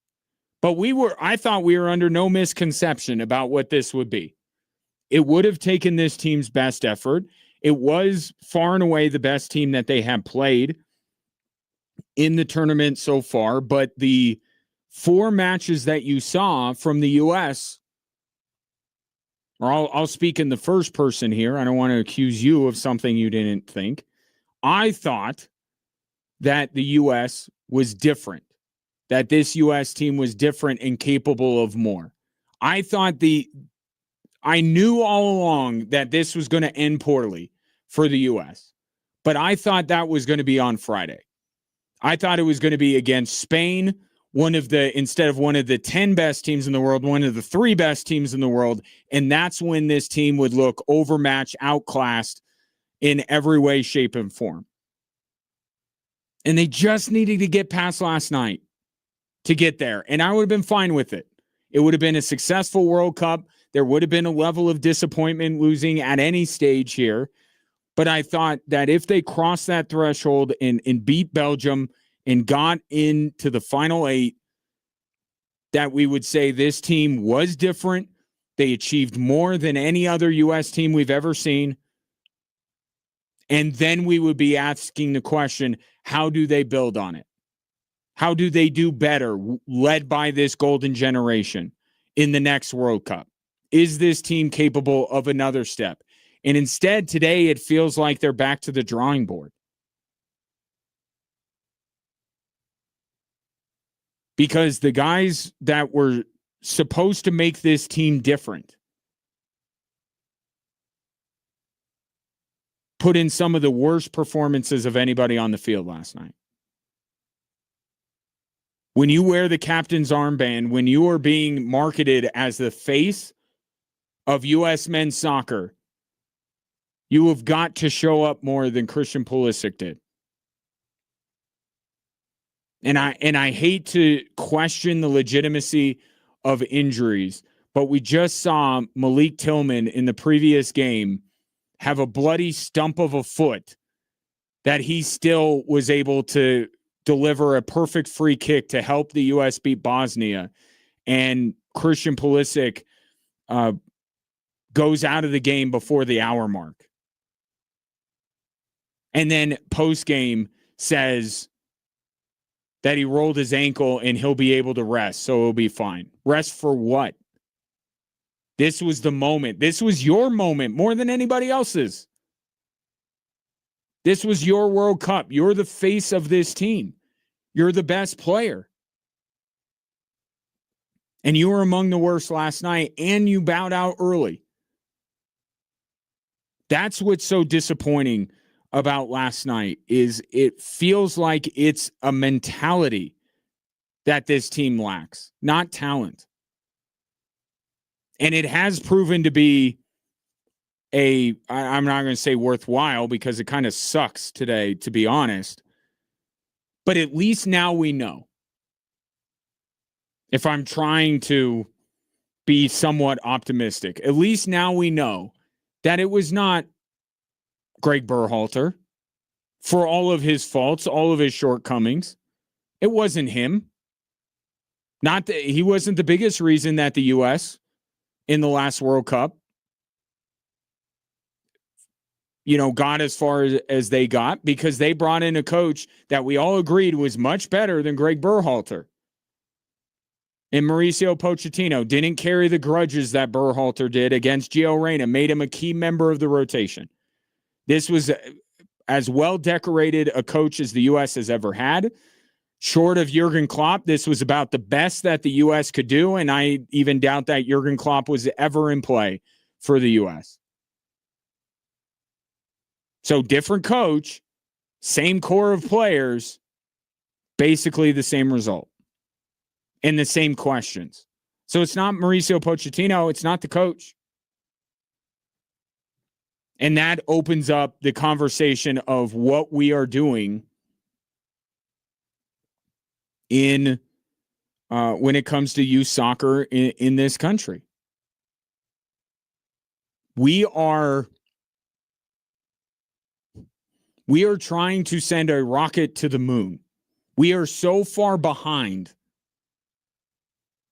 these other, because Brandi Chastain and that World Cup winning team back in the day had a profound impact on young girls in this country. And girls soccer and women's soccer was able to grow into a powerhouse, which we still have.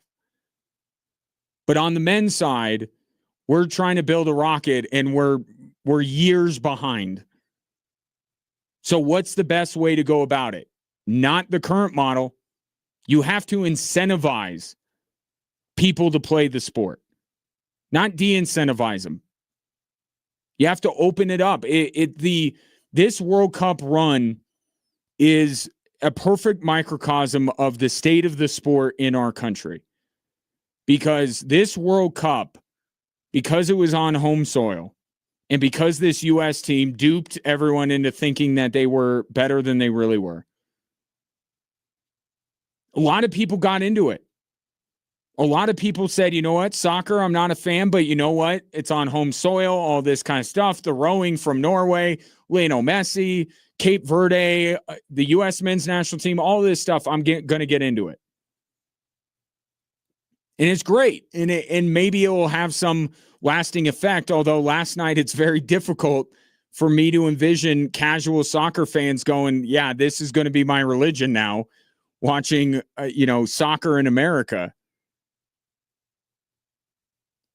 But the sport in this country needs to be a microcosm of that. You have to open up the access and even go so far as to incentivize. And we have, and soccer's not that much different than a lot of sports in this way, right? And Landon Donovan's done a tremendous job of talking about this. It's becoming at the lowest a middle class sport, and it's upper middle class. And that's just, and there are so many young kids, and I would even say both boys and girls are not having access to the sport because youth sports is such big business. And it's not that different than volleyball or swimming or baseball or any of these sports, right? Youth sports in this country is a fully for-profit entity, for better or worse, and it's for worse, in my opinion. But when you're trying to play catch up, the way we are on the men's side, on the boys' side, you have to go the other way. We've already established what we are in basketball and baseball and football. Like soccer, we need to go the other way and make it so it's even easier for kids to get into it and have a deeper talent pool to pull from.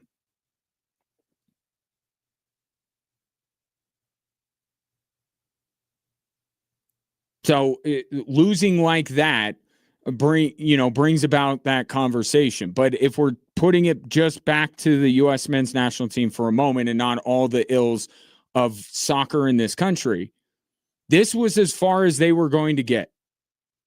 I said it at the beginning of the tournament, that you're never going to have a set of circumstances like this.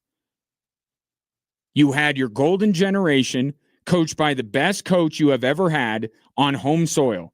As far as the U.S. went, we have to acknowledge that as far as you and I are concerned in our lifetimes, this is whatever they were going to do, this was as far as they were going to go. And until there is huge sweeping changes to soccer culture in this country, they're not going to get further than they got in this tournament. Everything was there for this team to go as far in the tournament as they ever have. And they didn't.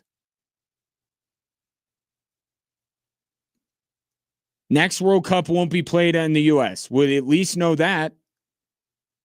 Probably will be played with a different head coach. Can they do better than Mauricio Pochettino? And this golden generation is going to be 4 years older, but I don't even know if this golden generation is as golden as we made it out to be. And I think that's the reality that's so difficult to grapple with if you're a U.S. soccer fan, is you're like, you know what? This tournament was going to be the best run that the U.S. has ever made. There's no reason to expect them to do any better at any World Cup in the foreseeable future. And that's how it ends last night. 4-1 in an absolute embarrassment. Now, story number 2, a little bit lighter of a subject. Seth Wickersham, terrific investigative, or I don't know what he's a journalist and intends to put out very lengthy, in-depth pieces for ESPN. Has spent most of his time with, the New England Patriot dynasty. Decided to spend some time with Sean Payton over the last year. And there are a lot of interesting tidbits in there. I think the one that is most interesting to people is a wild thought that Sean Payton had one day and rightly thought better than to ask his boss if he would go for it. He had the thought to take a step back, be essentially the offensive coordinator of the team he was the head coach for. This is in 2024, not this previous season, but the season before it. He was willing to take a step back, only run the Broncos offense, and allow Bill Belichick to come in and be the head coach of the Denver Broncos. Why would a person do something like this? To take a demotion. But in Sean Payton's mind, it would not be a permanent demotion. He would only do this in order for Bill Belichick to take over as head coach, get 14 wins, and pass Don Shula on the all-time wins list. And then Bill Belichick was supposed to what? Ride off into the sunset, and Sean Payton would take back over the Denver Broncos. You see why this is a terrible idea. You understand why Sean Payton never went to Greg Penner with this idea. Because one, you're essentially making Bill Belichick, one of the greatest head coaches of all time, a charity case to say, I will cede head coaching duties to you just so you could get this record. That's kind of belittling Bill Belichick, even if Sean Payton doesn't mean it to. And if I'm Bill Belichick, I'm like, I don't want you to do that. And then let's say that he agreed to it. What happens after the 14 games? You think Bill Belichick's like, you know what, Sean? Thank you. You could take back over head coaching duties. I'm out. What if the Broncos would have been left at the doorstep of the Super Bowl that year? Bill Belichick's like, you know what? I'd like to win another ring as the head coach of the Denver Broncos, which I am right now. It's a terrible, terrible idea. And one better left in the dark recesses of Sean Payton's brain. But what this illustrates, along with some of the other interesting tidbits, is that Sean Payton's mind does not stop. It is constantly going in a million different directions to try and figure out how to win football games. And maybe if he can do right by somebody that he admires and his colleagues and maybe friends with, then all the better. Sean Payton does have loyalty. It's not a coaching tree that is as fruitful as some of the others we talk about, but there are branches on that coaching tree, on the Parcells coaching tree, and Sean Payton was trying to do one of them a solid. So he is loyal. I guess that's another nice thing you could possibly say. And I can hear Russell Wilson in the background going, where was his loyalty with me? That's wild. Which, by the way, not the wildest thing. The wildest thing, well, that's going to grab attention. I locked onto the idea that Sean Payton wanted to run a fake punt in overtime against the Buffalo Bills on their own side of the 50 on 4th and 11. That was the call. And Tyler Bidet, now and forever a Broncos hero, saw something and called it off. The Broncos punted. Few plays later, Jaquan McMillan ripped the ball out of Brandon Cooks' hands, and you know the rest of the story. Could you imagine if the Broncos had tried the fake punt and it did not work, and moments later the Buffalo Bills beat the Denver Broncos? That might have been a worse ending to their season than the one that actually happened. I think that idea is worse than not taking the points against New England. What was Sean Payton on in these playoffs that he's coming up with these terrible ideas in the biggest games of the season? But thank Tyler Bidet the next time you see him. Rock your Tyler Bidet jersey proud, because he saved Sean Payton at least for a week. Then we know what happened in the AFC Championship, yada, yada, yada. Davis Webb is now the offensive coordinator of the Denver Broncos. 719-24-7, 1313. Take your thoughts. That's 3 stories. 2 on the Wickersham piece and 1 on the U.S. men's national team. 719-24-7, 1313. That's what's going on in the sports world today. How about what's going on in the financial world? It's time for a daily market report with Rick Stevens from FRS Financial Group. It's the RBG report. Rick's best guess. Rick, what happened today?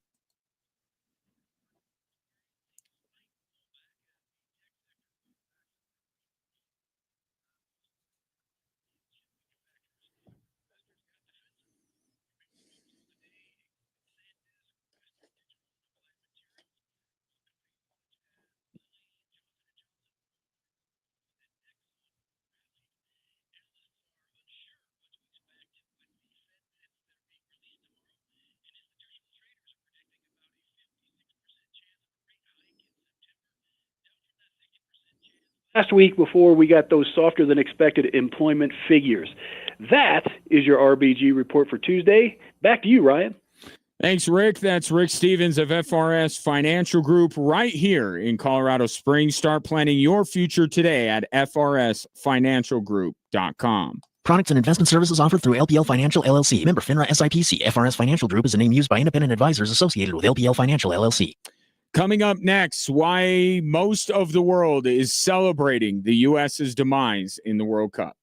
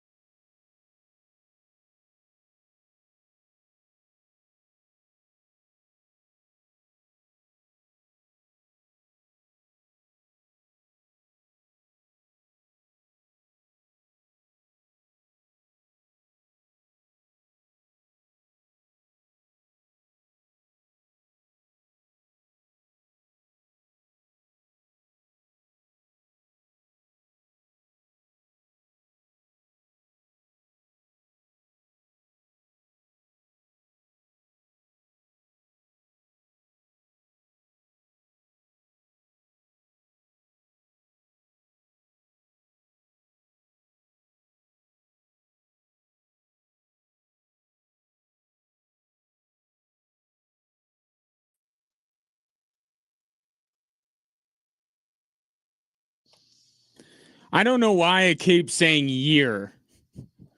Maybe it's because Seth Wickersham got a year's worth of information out of Sean Payton. It was a week as they prepared for the AFC Championship game. Still well worth your, I don't know why I keep saying year. A week. Still well worth your time to read that. And what are you going to do? Prepare mentally for the U.S. men's national team's next match? Too soon? And here's the other part of this 4-1 defeat here. And I think everybody's handling it the right way here stateside. The ire is directed right at the U.S. men's national team, as it should be. If it was a more contentious game where the U.S. Played much better than they did, then maybe some of the barbs that are being, put in the direction of the U.S. men's national team would not be taken as well. Right now, it's the least of U.S. soccer's concerns, but they're out there. In fact, the social media post from the Belgian Soccer Federation simply read, "Overturn this," with the final score. We have to say, and this was always a possibility, that there would be a downside to Flo Balogun being allowed to play last night. Now, again, full honesty and transparency, I acknowledge that Belgium would be even more motivated for this match than they could have been because of this decision and why they rightly felt wronged by it. But I still thought that this U.S. team was different enough to overcome that. So I'm taking the L all day today. But we knew that that this would fire up Belgium. That they could play the us against the world card, that even the organizers of the tournament are against us. And that is the most powerful motivation that you can have in sport. And Belgium had it. And they played like it. While the U.S. played scared and played sloppy, Belgium was sharp, Belgium was focused, and Belgium was on the front foot from the opening kick. And in fact, they would have scored earlier, save for a terrific save from Matt Freese early. And I thought that would get the U.S. kind of locked in. All right, we escaped. All right, here we go. Now we lock in and go. Nope, never happened. But there was a downside, and this is why, and we'll never know. We'll never know for sure what it was that ultimately made the difference. But as I talked about yesterday, the optics did not look great. It appeared that FIFA had no intention of overturning the red card or suspending the suspension, however you want to put it. And then the call from the administration came in and they changed it. That's what it looks like.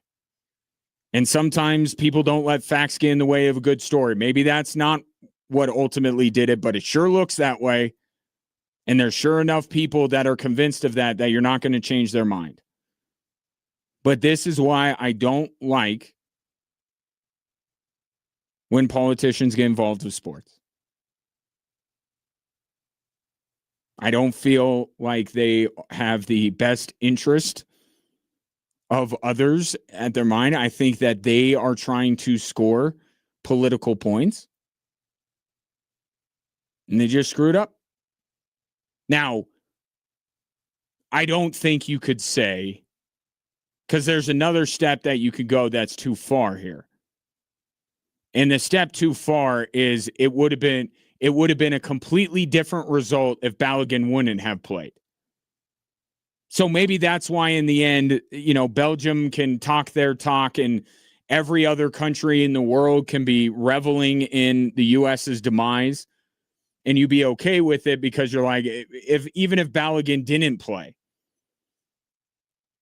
which is a weird way to put it because Flo Balogun is one of their best players, but you get what I'm saying.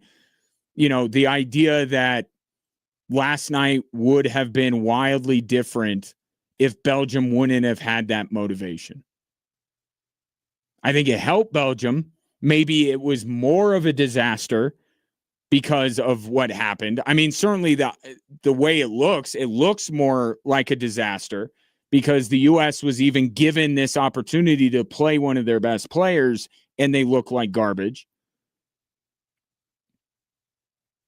But I think it was the moment, and I don't know that – I think that the overturned red card affected Belgium in a positive way with their intent and their motivation. I don't know that it affected the U.S. one way or another. They were supposedly the beneficiaries, and it had no impact. So I don't know that if FIFA would have just not decided to buck however many years of historical precedents and just kept Balogun suspended, if we see a wildly different result than last night. But you can say Flo Balogun being on the field, weirdly enough, helped Belgium more than it helped the U.S.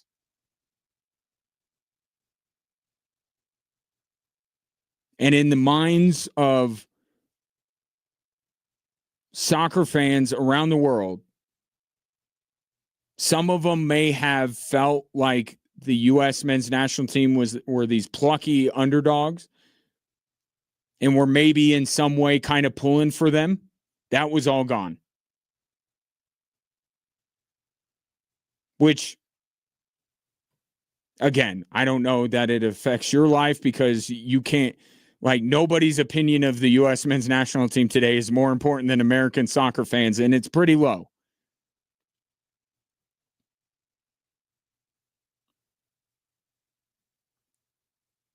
I thought it would help Belgium for their motivation and for their focus, but I also thought him playing would help the U.S. How could it not? And it wasn't because the one fear that I kind of allowed into the conversation yesterday was, Pochettino's been preparing his team and his tactics with the assumption that Balogun wasn't going to play. So there would be a soccer reason to not start him at least. But I still said you start Balogun if you have him. But I could understand why Pochettino maybe gave it a second thought.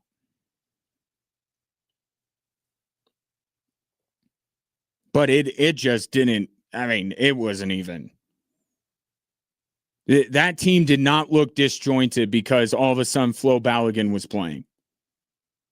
In fact, as low of a bar as it is, I thought Flo Balogun was actually one of the better players on the field for the United States last night. And the huge breakdowns weren't going forward. They were in the midfield and they were defending.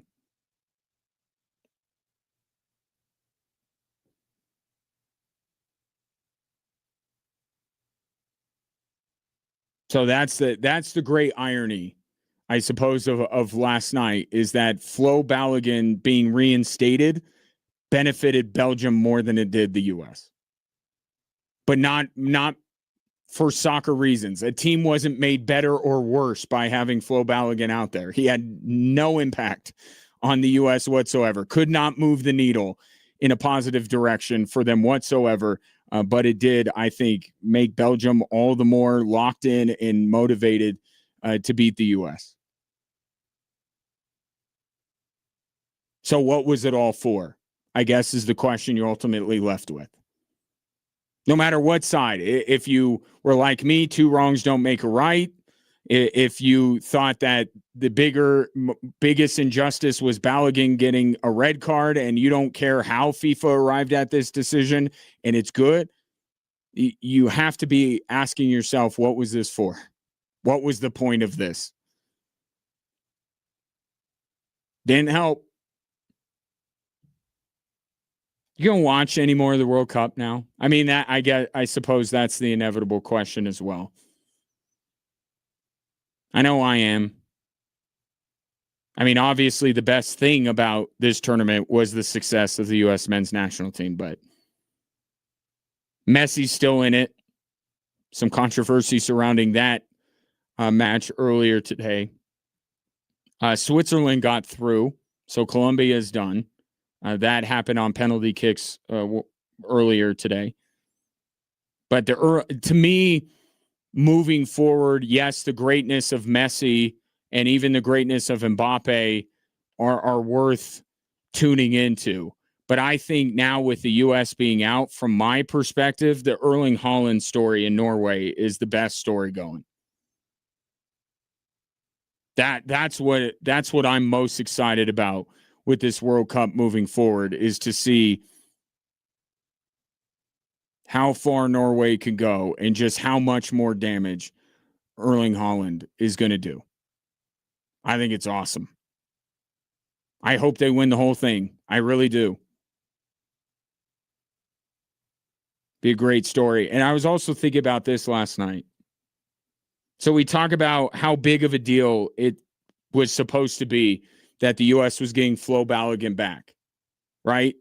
He had 3 goals in this tournament. 3. Look at the numbers that Messi and Haaland and Mbappe are putting up. Like, we talk about Balogun, like the U.S. can't live without him. He's been such a difference maker. And he has been, but there are levels to this. He has 3 goals, and these other guys are approaching double digits. Maybe that should have been a sign that this World Cup wasn't going to end any better, that we were thinking that this was wild success on the part of the U.S. because Flo Balogun had 3 goals. Meanwhile, Messi, Mbappe, and Erling Haaland are putting up 2 a game. 719-247-1313. More Drive Time Sports after this.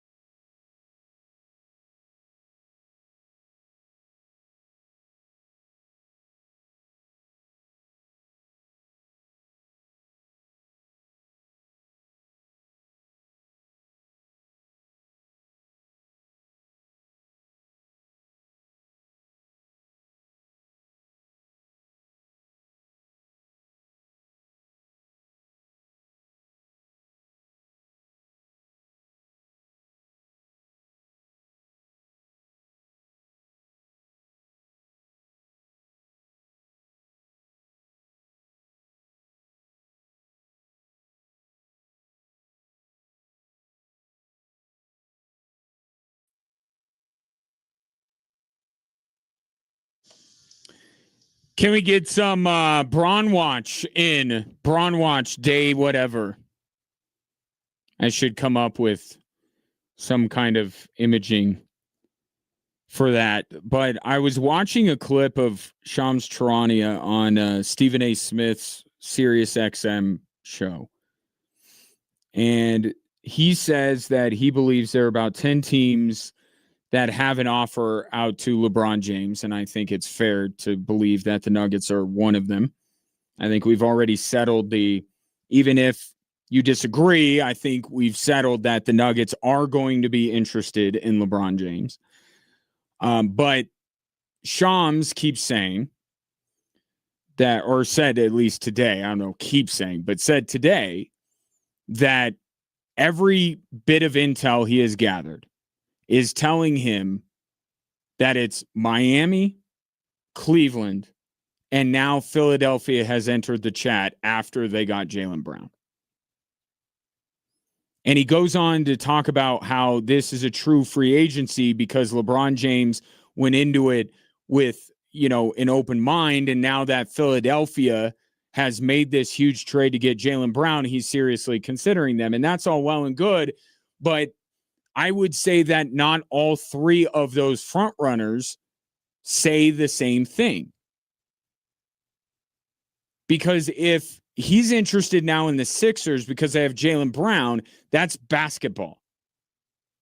That's LeBron James saying, I kind of like to play there because that roster is stacked. And with me, they could be even better and we can win a title. That's what we have been told this LeBron James free agency is about, is him finding happiness. But a guy like him, happiness is supposedly through winning. So he wants a legitimate shot of winning a title. And Philadelphia, to be fair, absolutely gives him that. No doubt about that. Okay, would I say it's the best basketball fit for him? No. But certainly on that team, you got to look at Philly as a legitimate title contender if you don't already look at them that way after the Jaylen Brown trade. But then you have Cleveland. And that's not about basketball. Right? So, because him playing with James Harden makes no sense. And him on Cleveland, I don't think you would pick Cleveland to come out of the East. I think they're still solidly behind the Knicks. And I think you can argue they're not as good as Philadelphia. Even if LeBron is on Cleveland and not on Philadelphia, I'd probably still take Philly over Cleveland. And then he says it goes to Miami. Miami's one of those. Well, that's not basketball either. They have half a roster. They have Giannis, Bam, Nikola Jovic, and Tim Hardaway. Like, that's their entire roster. How can you say that the Miami Heat, even if they added LeBron James, have a chance to win a title? Milwaukee has put together good basketball teams every year since Giannis won a title, and they haven't even gotten close. And you're going to tell me Giannis, Bam, and LeBron with Tim Hardaway chucking up threes is going to get out of the East?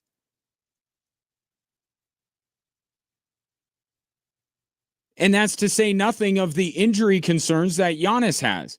I'm not saying that Miami's never going to win as long as Giannis is there. I'm just saying this year, come on, let's give a little bit of respect to the defending champions and to some of these other teams like Philadelphia that has made a big move, like Toronto. I know Kawhi, is Kawhi, but that was a young and up-and-coming team. And you still say that in a 7-game series, Kawhi Leonard might be the best player on the floor. Like, you can rank him however you want, but like, there are legitimate teams in the East. It's not a cakewalk. So is this about basketball? Or do you mix in one basketball? Is it one is me going home again? I thought somebody said you can't do that. Can't go home again. I swear somebody said that at one point. But one is about me going home and about the worst basketball fit possible with me playing with James Harden. One is about me going to enjoy South Beach and Miami again with an organization that I'm familiar with. It's comfortable. So I would say Cleveland is home, Miami's comfortable, and then Philadelphia is the basketball one. Maybe that's the way that LeBron's going about it.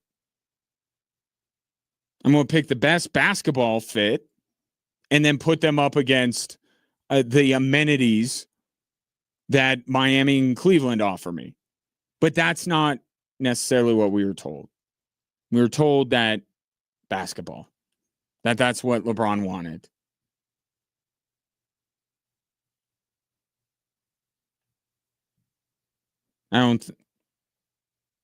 I feel like we're heading down the same path that we went down 8 years ago, where it was supposedly about basketball. And then he goes to a terrible Lakers organization, or a Lakers organization in disarray, right? They were not in a good place. I'm not saying anything about what they once were or what they were historically. I was talking about at the moment, that team was not good. They didn't have good leadership. And LeBron terraformed it to be able to win. And that's part of why I am a little bit surprised with how celebratory Lakers fans are regarding his departure, because you wouldn't even gotten that one title had LeBron not showed up.